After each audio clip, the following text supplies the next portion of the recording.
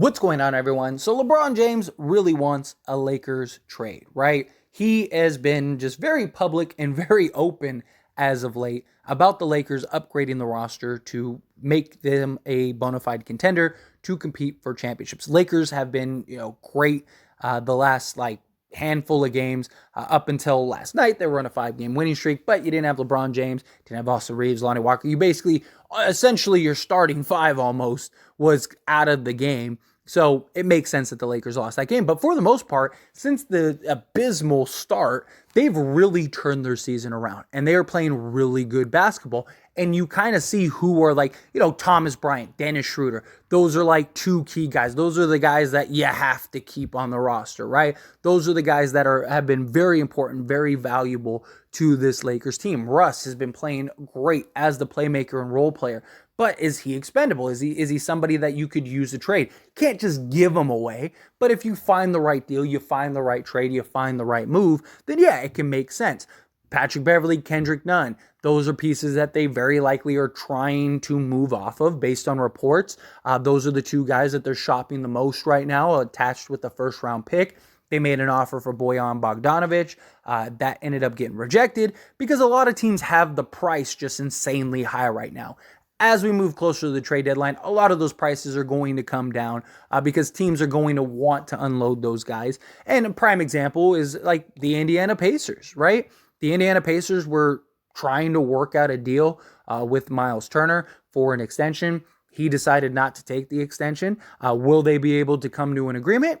Possibly. But as of right now, there is no contract extension and we are moving closer to the trade deadline. So does Indiana decide hey, we need to unload Miles Turner because if we don't unload Miles Turner, then we lose him for nothing or potentially lose him for nothing. And we might as well get something for him now. We're not winning the championship this year. Yeah, we're a good team, but we've exceeded expectations in many ways, but we'd rather get something than nothing at all. And a team was the Lakers, right? The Lakers were a team that the Indiana Pacers pretty much traded Miles Turner and Buddy Hield to until Jeannie Buss essentially vetoed the trade. And then that was the end of that. And then now we've seen the trajectories that these two teams have gone. Another team is the San Antonio Spurs, right? The Spurs have been linked to the Lakers since the offseason because they're a rebuilding, tanking team trying to tank for Victor Wembanyama. And so they're willing to unload whatever veteran pieces that they can. A lot of their guys are expiring, so might as well get something. Something is better than nothing. So let's do that. They've been linked to the Lakers. They've been willing to make some trades with the Lakers, but they're asking prices high as well right now. And until those asking prices come down, it makes it really difficult for either teams to make a deal. But as we get those prices coming down, that's when the Lakers very likely can make a play. And they may be able to work out a deal with both teams. Now, the Lakers and the Spurs have been linked to multiple 3-team deals. So have the Lakers and the Pacers. The Lakers have been very actively trying to find 3-team deals because they need multiple pieces, right? Especially if you're going to make a move. If you go and trade for, let's say, Bojan Bogdanovic. At that point, you're pretty much out of salary space, right? So you almost have to re-sign Russell Westbrook at that point or trade him.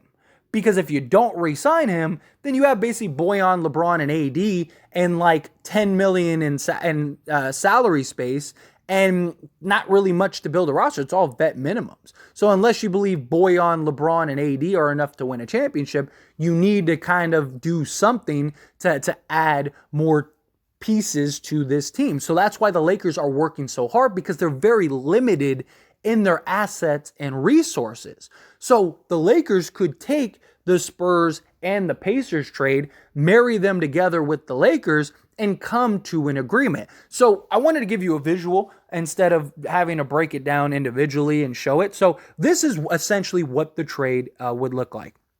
So the Lakers would get Buddy Hield, Miles Turner, Doug McDermott, and Josh Richardson. So they get their, Miles Turner and Buddy Hield, and then they get Doug McDermott and Josh Richardson. Both guys all 4 guys were linked in various Laker trades, right? The Lakers were targeting Josh Richardson, Doug McDermott. Jakob Poeltl was in conversations at one point, Miles Turner and Buddy Hield. Obviously, those were the pieces that the Lakers were trying to trade for. They almost did pull off the trade. And the Spurs, they just want assets, right? They just want the Lakers picks. I mean, Pop has even said himself that he thinks the Lakers picks are the most valuable picks there are, because many teams believe that the Lakers are going to be a rebuilding team post LeBron. So the Lakers would get Buddy Hield, Miles Turner, Doug McDermott, Josh Richardson. So they basically get the pieces to now be a contender. If you can't win with this, LeBron James and Anthony Davis, I don't know what to tell you. This is more than enough to win a championship, right? The Spurs, on their end, they're taking Russell Westbrook, which they've been more than happy to take Russell Westbrook. They were willing to take him in pretty much every trade possible. They just wanted first-round picks. And then they'd also take Kendrick Nunn to make the salary work, right? And then the Pacers, well, what did the Pacers get in this case, right? Because Russ is not going there. Well, one of the big problems is the Pacers don't really want Russell Westbrook. So they're looking at it as like, we're taking Russ just to buy him out. What's the point?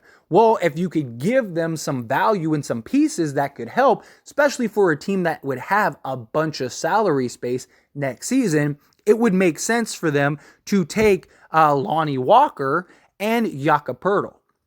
So not only do they get a sort of young replacement for Buddy Hield and Lonnie Walker, but they also get a roughly same age center in Jakob Poeltl instead of Miles Turner. Now, obviously, Jakob Poeltl isn't the same type of player as Miles Turner. He's not the floor spacer that Miles Turner is. He's also not the shot blocker, but he still is a very good center. He's a great interior defender. He's a better just scorer. Right? I mean, he's great down low. He's also a better passer. He's a great passer. He's still very young, and he'll be a lot cheaper than Miles Turner. And they get a center to replace Miles Turner for now, right? They can work out a deal with Jakob Poeltl for, the next several seasons if they want to. And then also Jakob Poeltl, if for whatever reason, let's say you get a young center or one of your, big men turn out to be this like great player, well, Jakob Poeltl has never really had a problem coming off the bench, right? He's always been a team player. I mean, he's came off the bench for the Spurs on many occasions, right? So you get that center replacement for Miles Turner. You'd get that shooting guard in Lonnie Walker, and then you'd take Patrick Beverley for salaries to work. Because again, you got to have the salaries matching.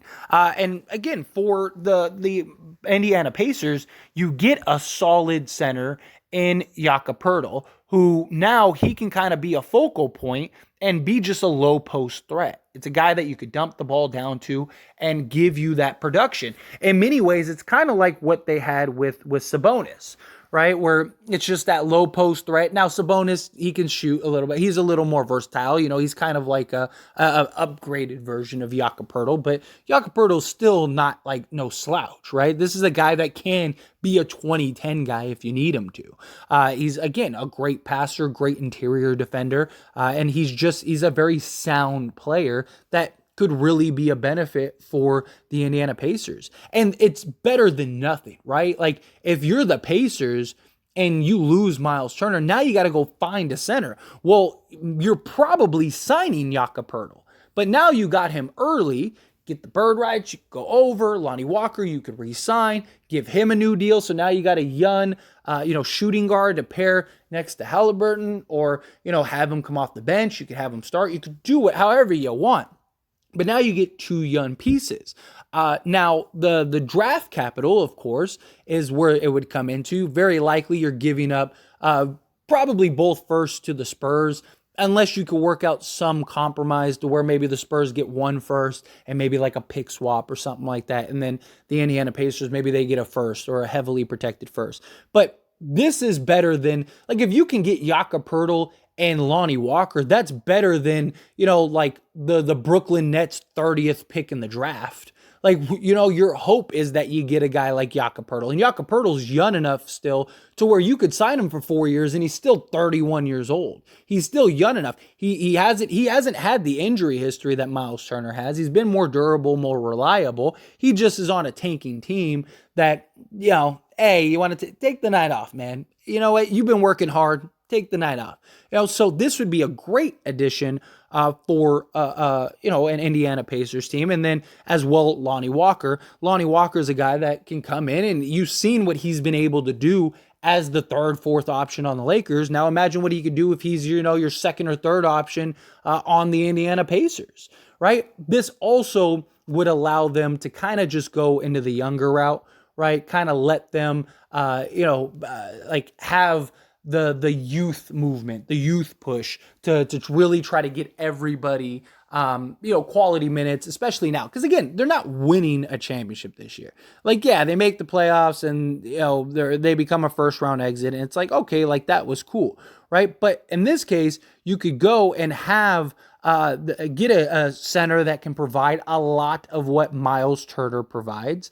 Again, not the shooter, not the shot blocker, but still a great scoring threat, still provides a lot of the things that the Indiana Pacers would be lacking without. This also allows you to have Mathurin, have Mathurin kind of jump into the starting lineup if you want. They've had Benedict Mathurin be the backup. Well, now you could have him be the starter, and now you got your starting front court and your starting back court, and you now can kind of, again, use the youth movement, right? And you put yourself in a position for your future rather than, just currently, which they probably should have done from the beginning. And again, the price of Buddy Hield and Miles Turner are going to drop drastically, right? Miles Turner, you're not going to get a ton of value for Miles Turner. You're not, this might be the hands down, far and away the best value they're going to get. Because you don't get long-term salary. You get to now dictate how long you want to sign these guys for and how much money you want to give them, rather than taking on some salary just to take on some salary. Two, you get, you probably get some picks, maybe get a couple seconds or something like that from the Lakers. And then if you're the Lakers, now you've built a contender. I mean, you have Miles Turner, Buddy Hield. So you got your center, so Anthony Davis can play the four. You got your dead-eye shooter. And now you got two dead-eye shooters, right, with Doug McDermott and Buddy Hield. And then you got Josh Richardson, who can kind of be, your Lonnie Walker replacement. Again, the Spurs, all they're trying to do is tank. They don't want any players. They don't want any assets. They just want the draft picks. So they get the draft picks. The Lakers, they're the facilitator. The Spurs are essentially the middleman, right? They're unloading Doug McDermott and Josh Richardson, and they're taking on the heavy salary, which is Russell Westbrook, which they will end up buying out. They get the draft picks for doing us the favor and doing the Pacers the favor, and the Pacers get Jakob Poeltl.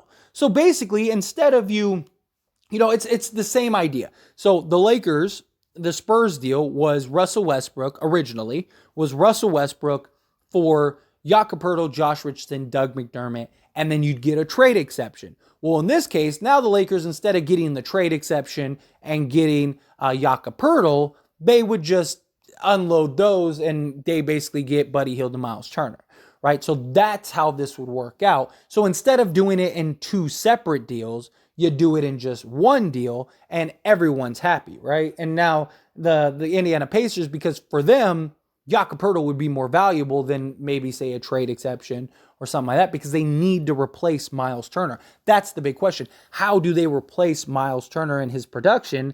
Well, now you got a guy in Jakob Poeltl, got a guy in Lonnie Walker. It's a win-win for everybody. And then the Lakers, they get the pieces they need to now go be a championship contender. Even if Anthony Davis is out, you still got Miles Turner, right? Miles Turner misses a couple games. Hopefully Anthony Davis is still playing. You get your shooters that the Lakers really need, right? You could start you could literally start these four with LeBron James and be a really good team. You'd have two dead-eye shooters, 3-and-D shooting guard, and then you got a shot blocking, floor spacing.